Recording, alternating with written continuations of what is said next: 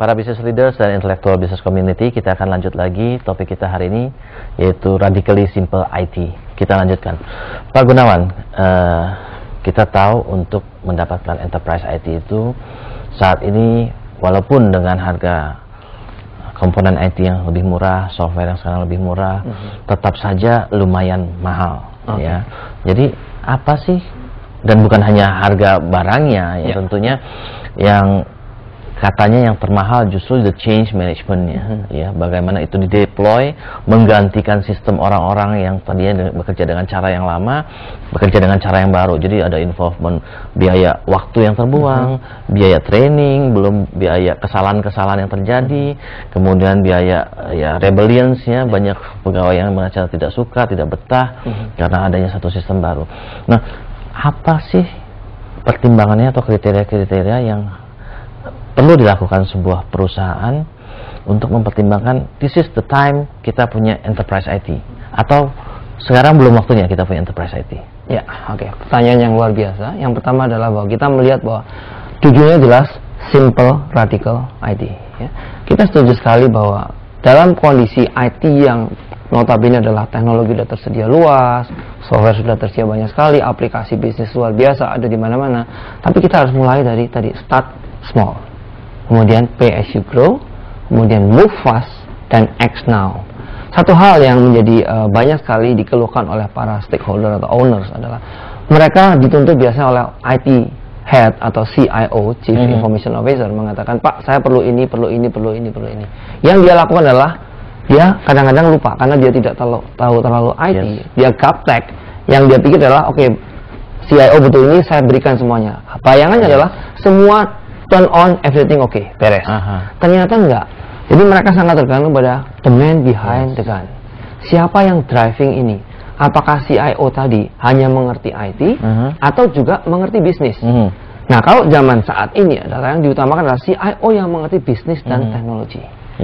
Tetapi lebih diutamakan mengerti bisnis lebih utama daripada teknologinya. Karena teknologi subordinate yang ada di bawahnya, supporting ordinate.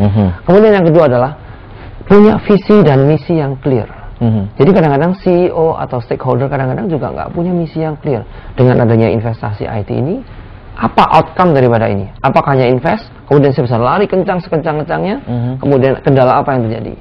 Dia lupa juga memikirkan. Seringkali kan investasi IT ini, terutama enterprise IT ini, it's not a matter of apa yang bisa dilakukan, tetapi it's about whether you are in the business or not, gitu. Kalau misalnya banking nggak punya enterprise IT, you out of the business lah, gitu kan. Nah, itu adalah masalah keharusan. Gitu ya. Nah, tapi ada juga yang masalah strategik, ya. Apakah saya memilih enterprise IT ini atau itu yang bisa mendukung kita punya strategic advantage, begitu. Nah, tadi kita ngomong tentang CEO dan CIO. Kita lihat memang di zaman sekarang ini adalah zaman peralihan, ya, di mana umur-umur muda 40 tahun ke bawah cukup paham tentang IT, tetapi yang 45 tahun ke atas masih agak ketinggalan dengan IT, kecuali Pak Gunawan lah. Terima kasih. Nah, jadi kita lihat seringkali ada gap antara CEO yang umur 45 tahun ke atas dengan CIO yang biasanya lebih muda, ya, tentang pengertiannya tentang IT. Menurut Pak Gunawan, berapa banyak sih CEO yang masih gaptek ini, masih nggak begitu mengerti tentang IT itu apa? Jadi, ya kalau di meeting staff harus kelihatan ngerti gitu, tapi sesungguhnya nggak ngerti gitu.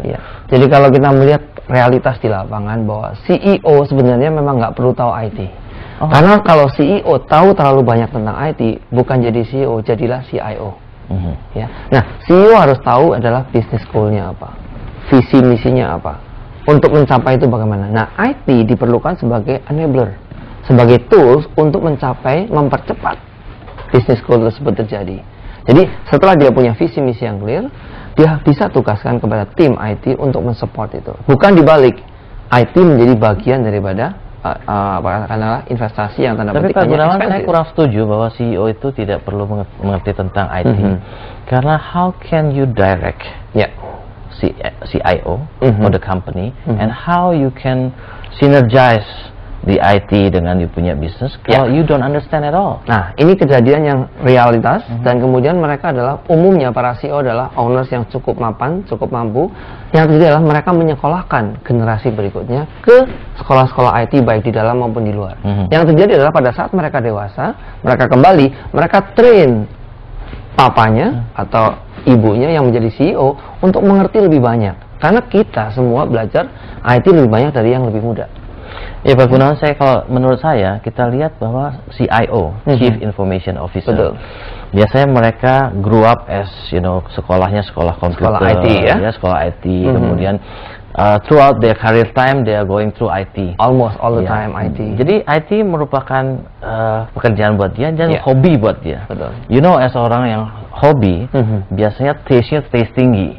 Jadi kalaupun orang yang hobi mobil, maunya belinya Mercedes atau Volvo gitu ya. Nah, tentunya seringkali apa yang dia inginkan sebenarnya bukan keinginan perusahaan, tapi keinginan pribadinya karena dia tahu itu barang bagus banget gitu. Saya pengen punya itu. Padahal dia kurang men-consider perusahaannya sebenarnya perlu nggak sampai secanggih itu. Nah, inilah yang harus jadi jembatan. Kalau CEO itu nggak ngerti, dia akan cenderung approve apa yang diajukan oleh CIO, bisa kedodoran ini budget dan juga bisa jadi membeli sesuatu yang jauh melebihi kebutuhan dari company. Ya, setuju sekali. Jadi memang pada dasarnya ada idealisme itu ada. Sebagai CIO yang notabene hidupnya di IT, mereka selalu pengen yang ideal, mencari yang terbaik, bahkan kadang-kadang mereka nggak lihat harga. Betul. Ya. Kemudian dari sisi CEO kebalikannya, dia hanya melihat Anda invest segitu banyak, begitu luar biasa besarnya, lebih baik saya invest mesin. Yes. Di mana mesin ini sudah bisa menghasilkan satu produk dan jasa. Nah, di sini perlu terjadi keseimbangan antara CEO dan CIO. Maka saya katakan selalu di dalam beberapa pembicaraan di seminar, kalau waktunya belum sampai dan tidak perlu pakai IT, don't use IT at all. Kalau perlu manual. Tapi kalau kita sudah melakukan dengan manual sampai level tertentu tidak bisa lagi, kita harus mulai menerapkan IT. Nah, IT yang mana? Ternyata semua bisnis aplikasi, balik lagi, dasarnya adalah CEO. Tapi bukan Chief Executive Officer. Tetapi kebanyakan dari kita adalah Chief Excel Officer. Artinya luar biasa bahwa ternyata semua hitung-hitungannya cukup dibuat dengan spreadsheet yang sedemikian rupa sehingga kita dikenal sebagai CEO di lapangan. Nah, kembali ke CIO dan CEO, kita melihat bahwa sebaiknya CEO juga ngerti sedikit IT dan CIO sebagai Chief Information ngerti banyak mengenai bisnis, sehingga inline terjadi, komunikasi terjadi antara idealisme yang menerapkan investasi tinggi dengan realitas di lapangan di mana company bukan membutuhkan investasi tinggi, tetapi membutuhkan profit yang tinggi. Betul. Karena anyway antara bisnis dan IT harus bisnis yang prioritas, bukan IT yang prioritas. IT digunakan untuk menunjang bisnis. Betul. Oke Pak Gunawan, kita tahu kalau kita mau punya enterprise IT ada dua pilihan, tailored atau paket. Sama kalau kita perlu jas, apakah kita beli langsung yang udah jadi atau kita bikin sendiri ke tailor gitu ya. Menurut Pak Gunawan mana yang lebih efisien dan lebih justified? Oke, ini pertanyaan gampang tapi sulit jawabannya. Yang pertama adalah bahwa dua-duanya punya positif dan negatif. Jadi sebaiknya kalau kita tahu bahwa bidang ini sudah proven, let's say mungkin kayak telecommunication, kayak banking, lebih baik kita langsung mengarah ke yang modelnya adalah package. Ya. Tetapi kalau bidang ini belum terlalu populer, itu tidak semua package itu fit untuk kebutuhan. Jadi no package fit, no one package fit for all. Artinya tidak ada satu paket pun fit untuk semuanya. Jadi kita mesti memilah-milah. Memang ini kebutuhan harus beli package, belilah package. Memang ini harus di-tailor, kita tailor. Karena someday antara package dan tailor itu harus inline. Yang terjadi dalam dunia saat ini adalah dengan terjadi konvergensi antara teknologi komunikasi, communication, computers dan komponen, kita melihat bahwa apapun aplikasinya harus bisa dihubungkan satu sama lain dengan satu perangkat middleware khusus dan juga harus bisa disimpan dalam database yang luar biasa. Nah, menggunakan sistem operasi yang apa? Mau pakai Windows, Linux, Unix, whatever. Jadi sekarang tidak tergantung lagi apakah itu harus package atau tergantung kepada balik lagi company kita mau ngapain, targetnya mau seperti apa, kemudian IT mau seberapa besar. Contoh kalau banking tanpa IT sudah jelas out of range, sudah jelas bahwa IT is mandatory. Jadi itu adalah. Tapi Pak Gunawan kalau kita lihat tailored dan package ya, sama seperti kalau kita beli jas di di toko. Ya. Everybody bisa pakai jas yang sama. Jadi dalam arti kata, kalau IT kita harapkan sebagai penunjang competitive advantage kita, dan kita pakai IT yang sama seperti orang lain yang pakai, kompetitor kita semua pakai. Jadi kita nggak punya kelebihan di sana. Jawabannya tidak begitu. Ternyata pada saat package IT itu ada, itu adalah standar sebagai best practice yang dipakai seluruh dunia. Punya function features yang sama. Tetapi dari function features yang sama ini, kita masih punya teman-teman konsultan yang di belakang bisa merubah, men-tailor. Jadi paket pun perlu di-tailor sedemikian rupa menjadi satu kompetitif advantage. Jadi walaupun kita beli di toko, sampai di rumah kita modifikasi. Kita beli mobil, kita ganti bumpernya, wheelnya kita ganti. Jadi lain ya, sesuai dengan yang kita mau. Nah, itu harus menjadi competitive advantage daripada perusahaan di mana kita berada. One step ahead dibanding para kompetitornya. Kalau kita bicara tentang harga, kira-kira untuk a startup ya, startup of enterprise IT, let's say buat perusahaan yang isinya 100 staff lah begitu ya.